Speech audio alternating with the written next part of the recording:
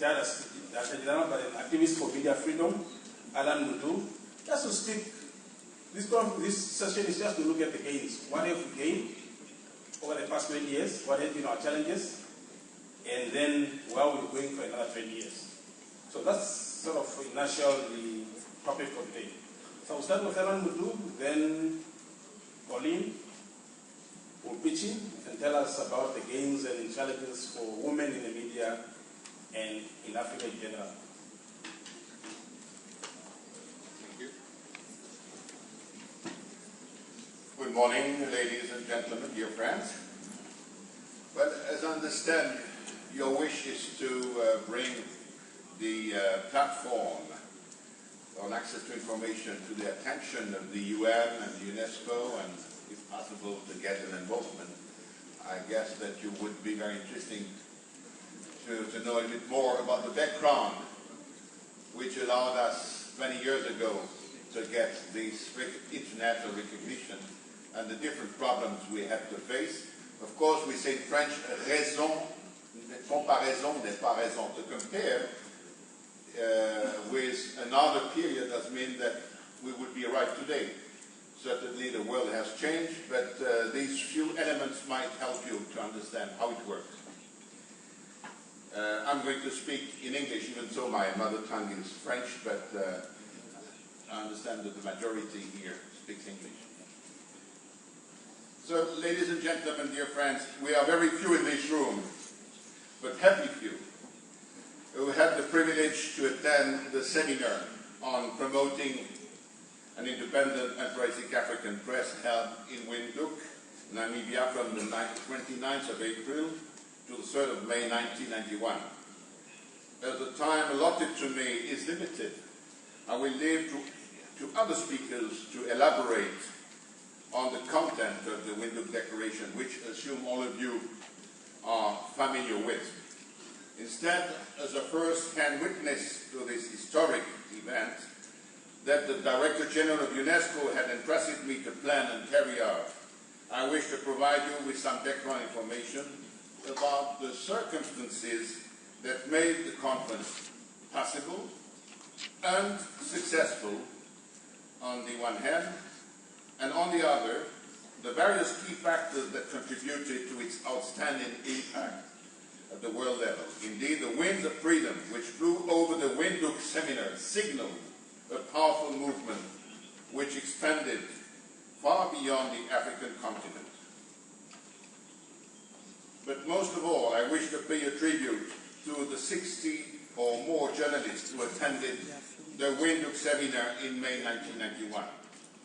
They came from very different horizons, but had in common extremely harsh living and working conditions.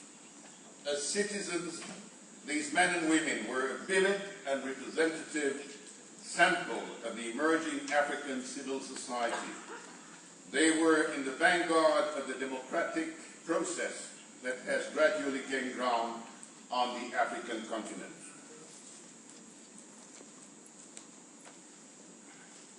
The late Cameroonian Fusen Jawe, who was just released from jail in order to attend the Windhoek seminar, was the first to intervene after the official proceedings.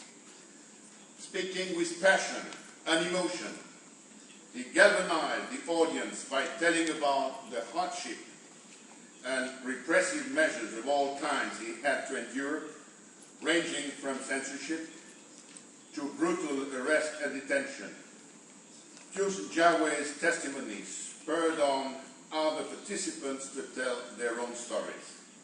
Thus, the tone was set, and the same spirit prevailed throughout the whole conference. Ladies and gentlemen, may I invite you to join me in applauding these great men and women for making the Windhoek Seminar 1991 an event of historic significance. All of them deserve our utmost respect and admiration. And I guess that one or two are in the room, so I greet them from here. Now I would like to highlight 5 key factors that helped make the Windhoek Seminar possible and successful, increased its impact, and advanced its recognition at the world level.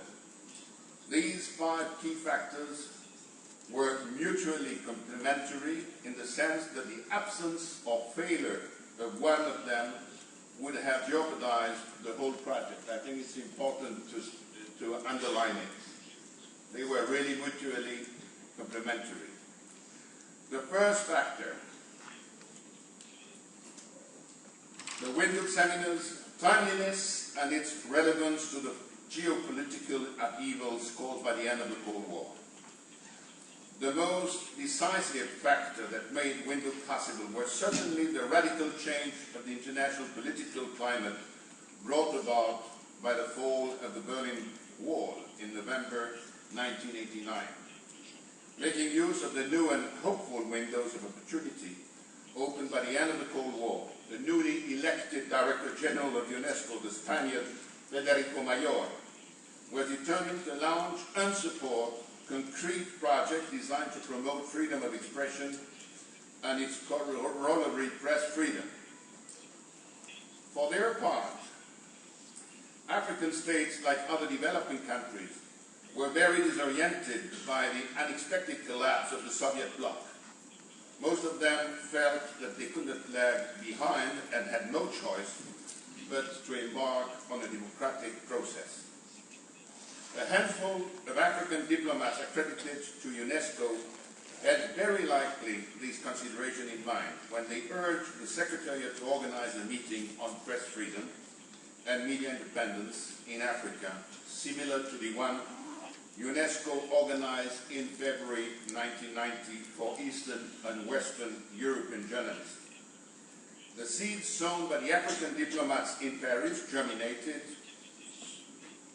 emerged, and grew into an historic event that laid the foundation of an independent and pluralistic African press. This is how the Windhoek Seminar 1991 started. Now, the second factor. The UNDPI partnership enhanced the seminar's significance and outcome. From the very beginning, UNESCO associated the Department of Public Information of the United Nations, UNDPI, in New York, as co-organizer of the Windhoek Seminar. The UN involvement notably enhanced the significance of the event, all the more so because UNESCO at that time was rather isolated on the international scenes since the US and UK withdrew from the organizations in the mid-80s. The cooperation between UNESCO and UNDPI worked very smoothly. As a result of this good working relationship, the Windhoek Seminar received very positive comments and supportive feedback at the United Nations in New York, in particular from its highest authority. The goodwill it created within the organization greatly helped prepare the ground for the decision by the General Assembly of the United Nations in December 1993 to declare May 3, anniversary of the adoption of the Windhoek Declaration, World Press Freedom Day. The international community thereby paid a resounding tribute to Africa, in particular to the African journalists who gathered in Windhoek for their pioneering role in the struggle for press freedom. The third factor, the media professional organizations played a central role in identifying the African journalists to be invited. The first move of UNESCO and UNDPI was to set up a consultative committee. It consisted of senior representatives of the media professional organization, international and regional, employees and employers, as well as donors, among them UNDP and some international foundations. The consultative committee task was mainly to select the participants, establish the agenda, and help raise the necessary funds. The media professional organization played a central role in identifying the African journalists to be invited. The member state whom the selected journalists were originating from were not consulted, contrary to the normal procedure in the UN system. Moreover, the list of participants was kept undisclosed until the last minute to prevent government from interfering in the selection process. Such a risk had to be addressed because some of the journalists were considered at that time as public enemies in their own country. Several of them had been jailed more than once. For two of them, the Director General of UNESCO had to personally call the presidents of the states concerned to ask them to release the journalists and let them travel to Windhoek to attend the seminar. He succeeded for Pius Njawe from Cameroon and failed for Gitobu Imanyara from Kenya. The first factor, the regional approach, built a strong and lasting sense of ownership among the African participants. The Windhoek seminar was the first and most significant link in the change of 5 regional seminars on promoting free, independent and pluralistic media, which went around all continents. The regional approach had the great advantage of fostering a strong sense of ownership among the participants. The Windhoek seminar was 100% African, that is for Africans by Africans. Western observers stayed in the back. It enabled participants to focus upon African problems and needs. Furthermore, the Windhoek Declaration had the great merit to be the mother of the 4 subsequent declarations of Alma-Ata,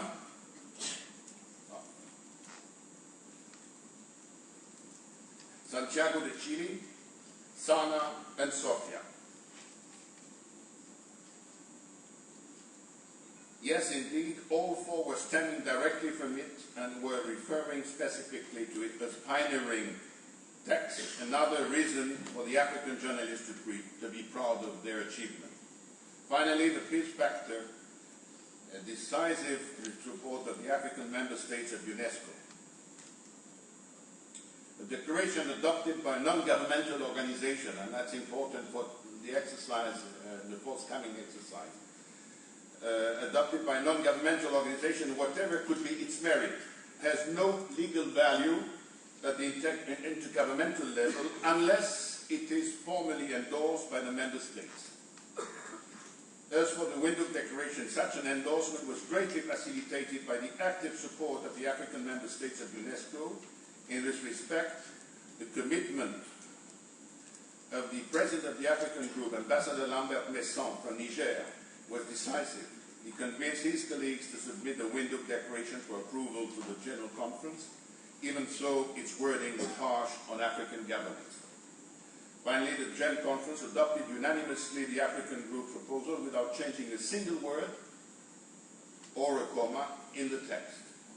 It's worth noting that never before in the UN system, states had adopted a declaration drafted by a non-governmental group without discussing and amending it. Therefore, the Windhoek Declaration is really unique in the history of the UN system. By endorsing the Windhoek Declaration in November 1995, the member states of UNESCO bestowed on it the status of reference text for the media industry in the post-Cold War era. For its part, the UN General Assembly, as explained earlier, acknowledged its great significance by declaring May 3 World Press Freedom Day. To conclude, I wish to express my gratitude to the organizers of this conference, in particular to Professor Guy Berger, for having given me the privilege of attending it as a direct witness of the Windhoek Seminar in 1991. Thank you.